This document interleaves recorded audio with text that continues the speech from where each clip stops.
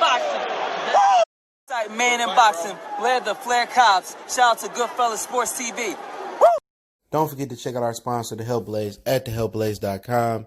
100% all natural products from lotions, soaps, foot soaks, bath bombs, and much, much more. Use the promo code Goodfella1Boxing.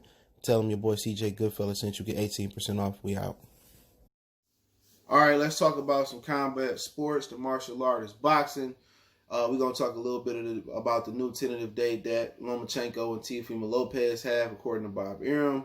But first, let's talk about Ryan Garcia. Sounds like Golden Boy wants to throw Ryan Garcia to the Wolves. They want to accommodate his request. I do appreciate everybody for checking in. Make sure you hit that subscribe button, bell icon button, share the video for your boy. So let's talk about Ryan Garcia first. And Bernard Hopkins says the fight that he wants to see is him and Tank. That's the fight to be made. Ryan Garcia publicly demanded that fight, saying that he's tired of the training wheels being on him. He wants to fight Tank, Devin, Haney. The list goes on and on and on. It was some rumors if, boxing picked back up soon enough that Tank and Ryan Garcia could fight in December. His father was saying. So it seems like that's a fight Golden Boy want to make. And at the end of the day, Ryan Garcia said 200,000 wasn't good enough to fight, whoever it was going to be July 4th. It wasn't going to be Jorge Linares. He said it was going to be Abner Mares. And then the thing is, first, should he have taken the money? Yes. At the end of the day, even if you get more money doing endorsements, the DAZN is going through a financial problem right now, and 200,000 would be the second biggest purse that I've seen in boxing since it continued secure with the biggest purse at 400,000. You got guys fighting for $5,000, $2,000, $3,000, and 200,000 ain't nothing to really smirk at. You know what I'm saying? But hey, at this point, if he refusing to take the minimum of 200,000 during these days and times when, at the end of the day, it can easily be a second wave of coronavirus right now, and you may not be fighting again until next year.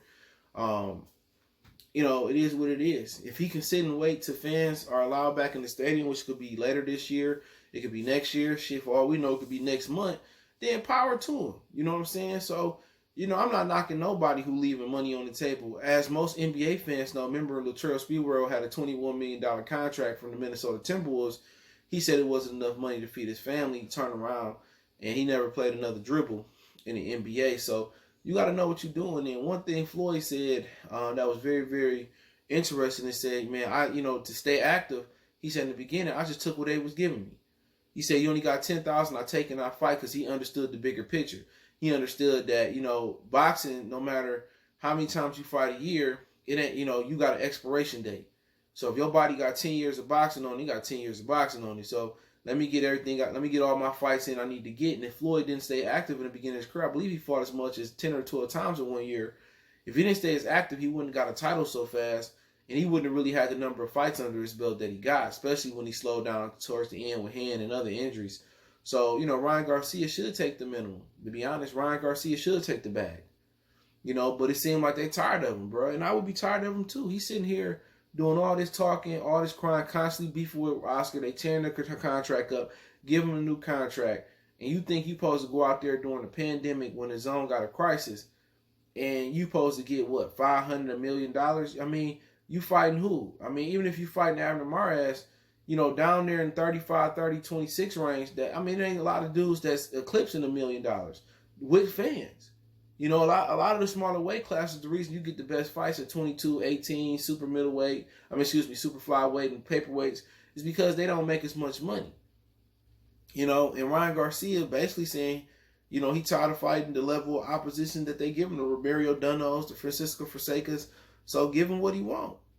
At the end of the day, you call up Floyd Mayweather. If you can't get Gervonta Tank Davis in the ring with him, then you call up Devin Haney, and then you try to get the winner of T.O. Lomachenko, or whoever else out there around that weight class.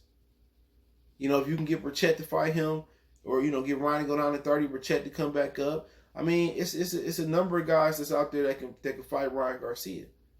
He can wait for Linares. Linares should be able to be over here in September.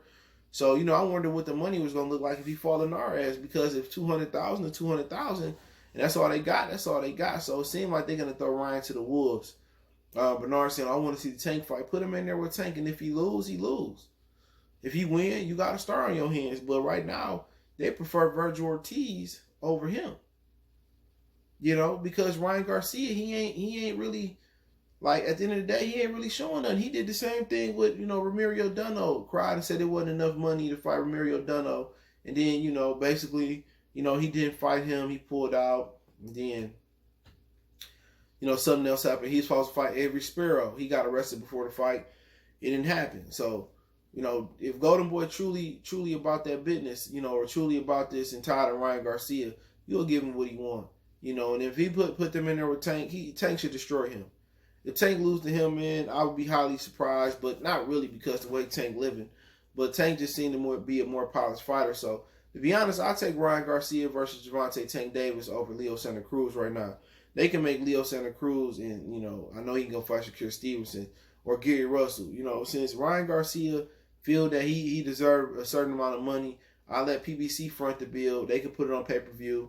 They going to put Leo on pay-per-view. I think Tank and Ryan sell better than Leo and Tank on pay-per-view. And they could do it that way. You could throw them to the wolves because at the end of the day, sometimes you got to show these young dudes that fat meat is greasy, bro. You know, they think they ready. They think they ready. Oscar De La Hoya, you know, that's one dude on Golden Boy and Bernard. They know who ready, who not ready. You know what I'm saying? So at the end of the day, throw him in there with the Sharks.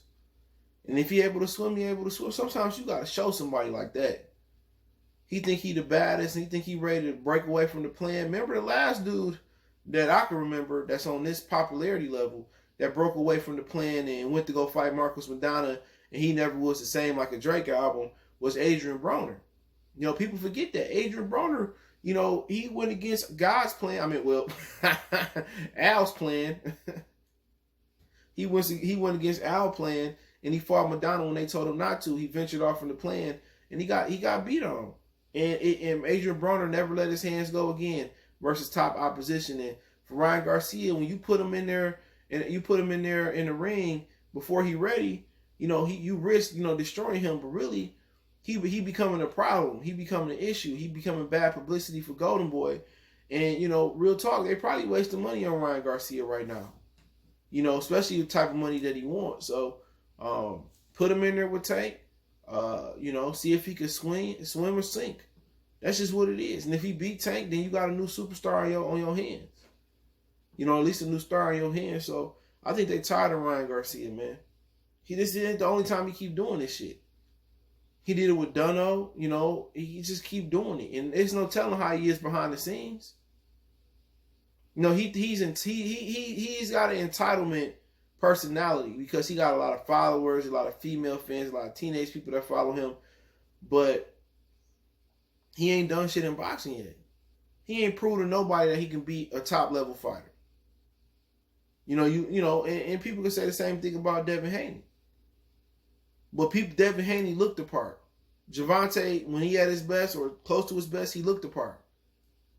Ryan Garcia ain't even the top 5 prospect in boxing. You know, you can look at the boys, you can look at Anton Russell, you can look at Colbert. You know what I'm saying? You can just keep going on. Ennis. You know what I'm saying? It's a lot of better looking prospects out there than him. Stephen Fulton is better than him. You know, you can just keep going on and on of the people who's better than Ryan right now. As far as, you know, their progression, don't mean they're going to end up being better than Ryan. But at the end of the day, Colbert beat the shit out of Ryan. Anton Russell beat the shit out of Ryan Garcia. Even though Shakur, Teofimo Lopez, Devin Haney are title holders, they beat the shit out of Ryan Garcia. So we just speaking facts. You know, so, you know, he can have his opinion, but at the end of the day, it's time to throw him in the lion's den. It's time to throw him in the fire. And if he come out, you know, like a fireman, you know, with the family cat, you know, out the burning house, then you got to give him his credit. But Golden Boy know he ain't ready. Anybody that's saying Ryan Garcia is ready for those top guys, you know, or those top prospects, you crazy. He ain't beating Teo. He ain't beating Loma. He ain't beating Devin. He ain't beating Tank. He not beating those guys. So basically, Golden Boy would be sacrificing Ryan Garcia just to prove a point to him, just to accommodate and give him what he wants. So, you know, at the end of the day, I think Ryan Garcia might be on some Prince Nazim shit. I think somebody might whoop his ass real bad, and then he may not fight again. Or maybe he might get more motivated. But my whole thing about it is, it's a lot of stories about how his parents didn't want him sparring real tough and sparring hard. They trying to protect this boy. He's a little boy. He ain't no man. Not yet. So Golden Boy, throw him in there with Tank. Fuck it. Throw him in there with Tank and see what he do. You know, Tank ain't looked that good at 35 last time. So, you know, throw him in there with Tank. Throw him in there with Devin. You know, since, you know, he don't want to make the $200,000. So make him earn the money that he going to get. But Bob Arum basically said that Teofimo Lopez and Lomachenko is going to be out for September 19th. I believe the date was, and it's going to be in Las Vegas. So Lomachenko get his wishes. You know, Lomachenko was refusing to go to New York, and I wouldn't go to New York if they paid me a vacation, $4,000 vacation voucher to go to New York.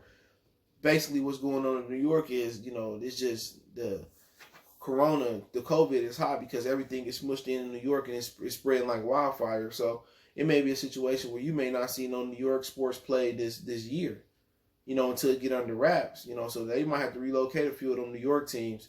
That's just my opinion, like, on that one. But they going to Vegas, and that's what Lomachenko wanted. The reason Lomachenko didn't want it in New York because he felt that Teo would get a home crowd advantage. You know what I'm saying? Because one of Ingus Klimov's fighters, he is Lomachenko's manager. He manages most of the Eastern European fighters.